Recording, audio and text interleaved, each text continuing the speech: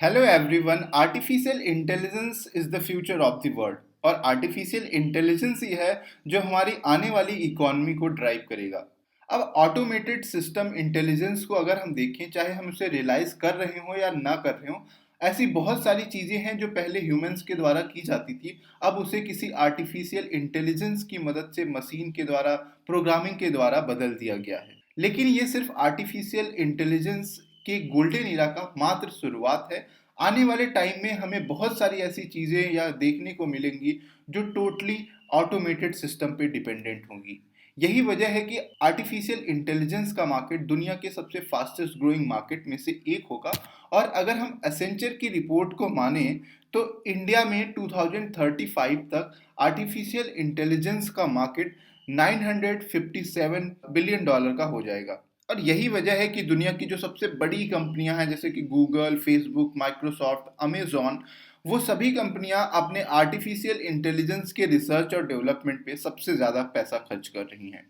और अगर हम अमेजन के फाउंडर और दुनिया के रिचेस्ट पर्सन में से एक जेफ बेजोस की बात माने तो हम उस शुरुआती दौर में है, गोल्डन एज के, जहां से आर्टिफिशियल इंटेलिजेंस उन चीज़ों को करेगा, उन प्रॉब्लम को सॉल्व करेगा जो सिर्फ हम फिक्सन की मूवीज में देखा करते थे। अगर हम दुनिया भर के आर्टिफिशियल इंटेलिजेंस मार्केट की बात करें तो 2020 तक $40 बिलियन का था, जो आने वाले नेक्स्ट 3 सालों में $100 बिलियन का हो जाएगा। यानी कि जो एक्सपेक्टेड पर ईयर ग्रोथ है वो 35% की ग्रोथ रेट है। अगर हम देखें तो जो सबसे बड़ा मार्केट शेयर है आर्टिफिशियल इंटेलिजेंस का, वो यूएस का मार्केट है। तो आने वाले इस वीडियो में हम जो देखेंगे उनमें उन कंपनियों को हम देखेंगे जो आर्टिफिशियल इंटेलिजेंस, रोबोटिक्स या फिर क्लाउड कंप्यूटिंग जैसी सर्विसेज प्रोवाइड करती हैं। इन कंपनियों की जो सर्विसेज हैं हर इंडस्ट्रीज में, चाहे वो हेल्थ सेक्टर में हो, चाहे वो इंफ्रास्ट्रक्चर सेक्टर में हो, उन सेक्टर की कंपनियों को सर्विस प्रोवाइड करती हैं, डिजिटल सोल्यूशन प्रोवाइड करती हैं,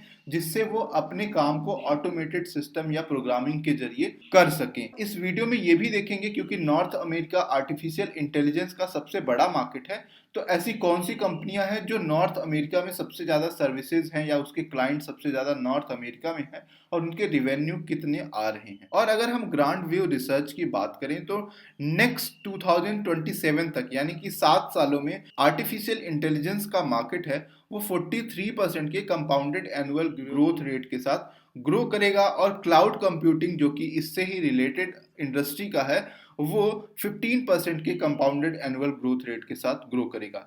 तो चलिए अब देख लेते हैं उन कंपनीज जो कि इंडियन शेयर मार्केट में लिस्टेड हैं और जो यही सब बिजनेस करती हैं, ऑटोमेटेड या फिर क्लाउड कंप्यूटिंग या फिर आर्टिफिशियल इंटेलिजेंस में काम करती हैं। तो सबसे पहली कंपनी है एम्फेसिस लिमिटेड। जो भी मैंने कंपनी यहाँ पे सेलेक्ट किया है उसमें कोई सीक्वेंस देने का कोई खास मकसद नहीं है।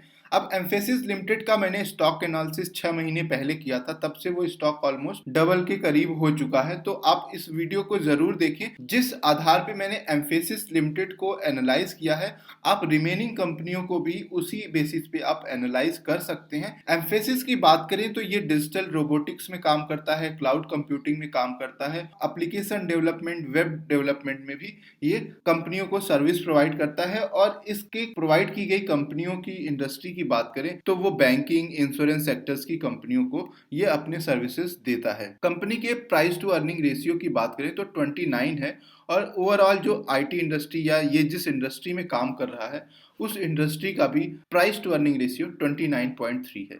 अब इस कंपनी के प्रमोटर्स की होल्डिंग देखेंगे तो 56% के आसपास है। अभी जब मैंने 6 महीने पहले इन स्टॉक्स को रिकमेंड किया था तो वहां पे जो इंडस्ट्री का पी रेशियो था 18 था और स्टॉक जो प्राइस टू अर्निंग रेशियो वो भी 20 के अराउंड था। तो अभी देखें तो इस तरीके से आईटी इंडस्ट्री में किसी भी तरीके की पैंडेमिक की वजह से कोई भी प्रभाव देखने को नहीं मिला, तो ये कंपनियां ग्रो करी हैं। तो करंट वैल्यूएशन पे अगर हम देखेंगे तो अगर डिप मिलता है तो हम यहाँ से हर डिप पे बाई कर सकते हैं, बट इस टाइम पे हमें वेट करना ज़्यादा अच्छा रहेगा। दूसरी जो कंपनी है वो जेनसॉर टेक्नोलॉजी है। अगर इस कंपनी की बात करें तो प्रमोटर्स ग्रुप है वो आरपीजी ग्रुप है, जो सीएट टायर्स, केसी इंटरनेशनल जैसी कंपनियों के भी ओनर्स हैं। यानी इसका जो पेरेंट है वो आरपीजी ग्रुप है। अब ये कंपनियां भी अपने सर्विसेज की बात करें तो digital service, digital application develop करना, क्लाउड कंप्यूटिंग के साथ डेटा एनालिटिक्स में अपने सर्विसेज देती है। कंपनी के मार्केट कैपिटल की बात करें तो 6,500 करोड़ का है और stock price to earning ratio 20 के अराउंड है। प्रमोटर्स की जो इस कंपनी में होल्डिंग है वो 50% होल्डिंग है। अगर तीसरी कंपनी की बात करें तो परसिस्टेंस सिस्टम लिमिटेड है। कंपनी का मार्केट कैपिटल है 18,000 करोड़ के आसपास। कंपनी का प्राइस टू अर्निंग रेशियो 42 है और इंडस्ट्री का देखेंगे तो 29.3 है। इस कंपनी में प्रमोटर्स की जो होल्डिंग है वो 31% की है। अब ये कंपनी आप देखेंगे तो digital products, digital solution provide करने वाली कंपनी है। इसके अलावा जो सबसे इम्पॉर्टेंट चीज़ है, इस कंपनी के जो कस्टमर्स हैं गूगल, सेल्सफोर्स, अमेजॉन जैसे इसके लिए ये सर्विसेज प्रोवाइड करती है। क्लाउड कंप्यूटिंग, डेटा स्टोरेज के लिए भी ये कंपनी काम करती है। इस कंपनी की बात करें तो जो मोस्ट इम्पॉर्टेंट चीज़ है कि आर्टिफिशियल इंटेलिजेंस का जो सबसे बड़ा मार्केट शेयर है वो नॉर्थ अमेरिका में है और नॉर्थ अमेरिका रीजन ही इसके टोटल रिवेन्यू का 81% जो है। इसी वजह से आप देखेंगे तो ये स्टॉक थोड़ा जो है प्राइस टू अर्निंग रेशियो इसका ज्यादा है, क्योंकि इसके वैल्यूएशन में इसके फ्यूचर को भी ध्यान में रखा गया है। तो इसके अलावा अगर बात करें तो साइंट लिमिटेड है। प्राइस टू अर्निंग रेशियो 24.7 का है और इंडस्ट्री का एज यूजुअल 29 का। इस कंपनी में प्रमोटर्स की होल्डिंग कम है, 23% है, बट इसका भी बिजनेस सेम है जो आर्टिफिशियल इंटेलिजेंस के लिए ही काम करता है। इसके अलावा रोबोटिक्स में भी काम करता है। कंपनी के इंडस्ट्रीज की बात करें तो ऑलमोस्ट सभी इंडस्ट्रीज में अपनी सर्विसेज दे रहा है, चाहे वो डिफेंस सेक्टर हो, ऑटोमेटिव हो, एनर्जी हो, मेडिकल हो, माइनिंग हो, ऑयल गैस हो। तो यानी इसका जो वाइड रेंज है काफी ज्यादा इंडस्ट्रीज को देता है, रादर देन जैसे एम्फेसिस को और हमने जेंसॉर टेक्नोलॉजी को देखा था तो वो फाइनेंस और इंश्योरेंस में ही लिमिटेड थी, बट इसके सर्विसेज काफी वाइड रेंज में हमें देखने को मिल रहे हैं। इस अगली कंपनी है कोफोर्ज लिमिटेड। कोफोर्ज लिमिटेड के प्राइस टू अर्निंग रेशियो की बात करें तो 45 है और इंडस्ट्री का एज यूजुअल 29 है। प्रमोटर्स की होल्डिंग देखेंगे तो यहाँ पे काफी अच्छी है, 64% की प्रमोटर्स की होल्डिंग है। पहले ये कंपनी NIIT टेक के नाम से जानी जाती थी, लेकिन अब कंपनी के मर्जर होने के बाद में ये कोफोर्ज के नाम से जानी जाती है। अगर इस कंपनी के रिवेन्यू की बात करें तो ऑलमोस्ट 50% जो रिवेन्यू है वो यूएस के मार्केट से आ रहा है। इसके अलावा जो इंडस्ट्री में ये सर्व कर रही है वो ट्रेवल में, हॉस्पिटैलिटी में, बैंकिंग में और हेल्थ केयर सेक्टर्स में ये अपने सर्विसेज प्रोवाइड कर रही हैं, जिससे कि डिजिटल सोल्यूशन के जरिए उन कंपनियों की मदद की जा सकी आर्टिफिशियल इंटेलिजेंस के जरिए। अगली कंपनी है टाटा इलेक्सी। अब ये कंपनी काफी इंपॉर्टेंट है क्योंकि इसका जो प्रमोटर्स ग्रुप है वो टाटा ग्रुप का है। टाटा ग्रुप की कंपनी होने की वजह से जो इस पे इन्वेस्टर्स का भरोसा है वो काफ़ी ज़्यादा है और यही चीज़ है जो कि इसके प्राइस टू अर्निंग रेशियो देखने से मिल रहा है। जो इंडस्ट्री का प्राइस टू अर्निंग रेशियो है उससे डबल चल रहा है।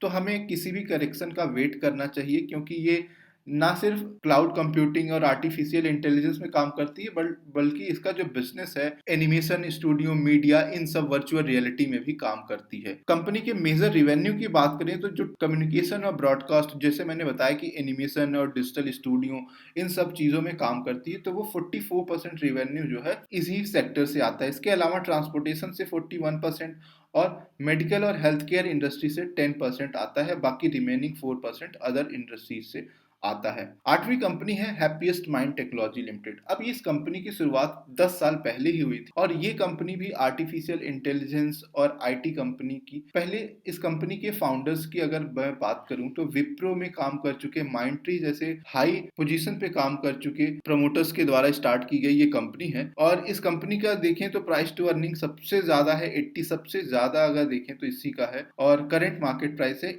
876। प्रमोटर्स की होल्डिंग है 53। तो आई होप कि ये जो वैल्यूएशन के हिसाब से अगर आप देखेंगे सबसे ज्यादा जो वैल्यूएशन है यानी सबसे ज्यादा प्रीमियम जो इन्वेस्टर्स पे करने को तैयार है वो हैप्पीएस्ट माइंड को ही देने को तैयार है, क्योंकि ये डिजिटल इरा के लिए ही बनी हुई कंपनी है। इसी आर्टिफिशियल इंटेलिजेंस की प्रॉब्लम को सॉल्व करने के लिए कंपनियों की बनाई गई कंपनी है। तो इसका फ्यूचर काफी ब्राइट दिखता है, इसकी वजह से इसका प्राइस टू अर्निंग रेशियो काफी ज्यादा है। कंपनी के रिवेन्यू की अगर मैं बात करूं तो जो 80% जो रिवेन्यू है वो यूएस की मार्केट से आता है, इंडिया से 12% का आता है, रेस्ट ऑफ द कंट्रीज हैं वहां से 3% का आता है। कंपनी के जो डिजिटल सर्विसेज प्रोवाइड करती हैं वहीं से ही 90% का रिवेन्यू आता है।